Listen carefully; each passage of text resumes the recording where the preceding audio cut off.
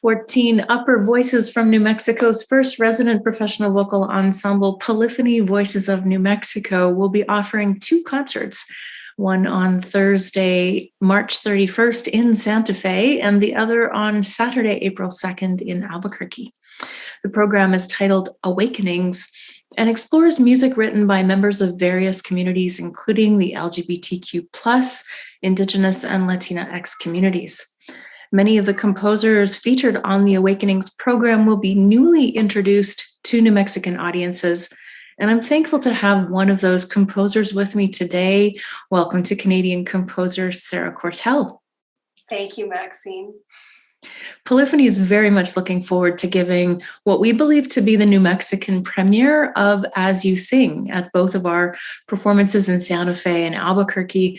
Would you share with our viewers a bit about your life as a musician, as it involves many different facets: composer, conductor, teacher, and performer? Yeah, I have been involved in the choral music world since I was very small. I grew up in a musical household. I sang in fantastic children's choirs, and I started writing as a teenager. And when I hit university, I realized that what I wanted to write for was collective voices singing together. And so choral music became a huge focus at that time as I studied composition, but I also studied education. And so a large part of my musical life after university was acting as an elementary school music teacher. And although that doesn't factor as much into my work life these days, it still connects me to choristers, getting to know how singers learn. So that sort of informs my compositional practice. But these days, writing for choirs in various parts of the world and learning about choral music from around the world and getting to share with choirs like yours. As You Sing is a fast and energetic and uplifting piece, and it celebrates the joy of singing. Now, you wrote the text for this as well, right? Yeah, I did. And I had, as a teenager, I had this kind of singer-songwriter period in my life where that's kind of, I studied classical music from a very young age, piano, voice. But as a teenager, that urge to express took my music writing into more of a popular sound. And so writing music and lyrics was something I practiced a lot in those years. And occasionally, as a kind of classical styled choral composer, I will bring back some of those things from my past. And with As You Sing, I did write the lyrics. It was commissioned for a choir in the UK. And as I was preparing to write this piece, I interviewed the singers, tell me about your community, tell me about where you live.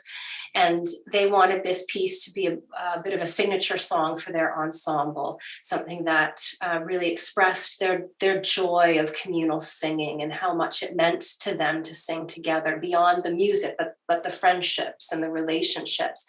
And so they told me about where their village is just outside of London, England. And it was often called the cherry tree of London, because they would provide all the cherries from this village to London. And so you can get a little bit of that text. Your voice is like that cherry tree in beautiful bloom beside me. I've sort of picked some of the things that the singers told me about their choir. Another example is, I guess, in the middle of their village, they've got this really famous old oak tree that is kind of a community meeting place, meet by the tree. And so I tried to pull in images of that into this piece too, and really make the text something that was reflective of the commissioning choir, but also something that could be fairly universal for other choirs as they want to sing songs about the joy of singing and what choral music making brings to them as a group.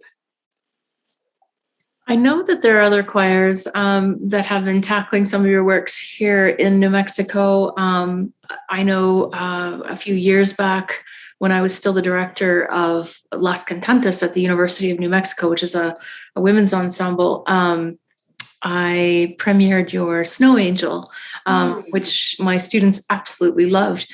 And I wonder, are there common traits that can be traced within your music that listeners and choral singers can be on the lookout for? Yeah, I feel that as I'm composing, I need to have an emotional connection to what I write. There have been a couple pieces in my very early catalog that, maybe were a commission, and suddenly the commissioner said, "We'll just throw a harp on there." Okay, yes, yep. Okay, suddenly throw a timpani. You can put in a timpani. Well, I've got an oboist coming next week. Can you throw that in too? And when I sort of felt like there was not that intent of me to create something specifically with these parameters, I felt so far away from the music, and it kind of fell flat. So what I have tried to do in every piece that, of mine that's kind of out and performed now, is maintain that personal connection with it. So there's a bit of an emotional component to the piece. There's a bit of myself in it, in terms of feeling connected to the piece, as well as I think, when people ask me about my style, I say my harmonic language is pretty similar from piece to piece. I love a flat 7, I love that flattened leading tone. And so you find a lot of that kind of modal folk influence in a lot of my pieces, regardless of whether they are sacred, secular, upbeat, legato and relaxed. You can still hear that similar harmonic language through my work.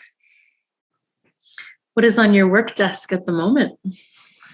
Oh, I've just finished a piece for a college in Rochester for an upcoming concert where they will be partnering with the local Alzheimer's society, in which patients and their caregivers can come to the concert and be a part of that sort of community music making experience.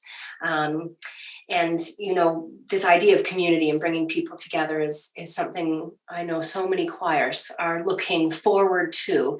In Canada, we're not quite singing together yet. We're still coming out of our isolation, and so we're really looking forward to community through singing. And so a lot of the pieces on my desk for the next coming months have the themes of rejoining, coming together, and exploring what's next as choral communities.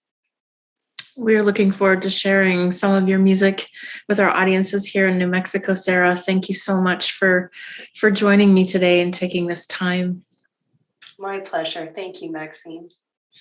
Please visit polyphonynm.com to get your tickets for our 2 upcoming performances, which include music written for upper voices.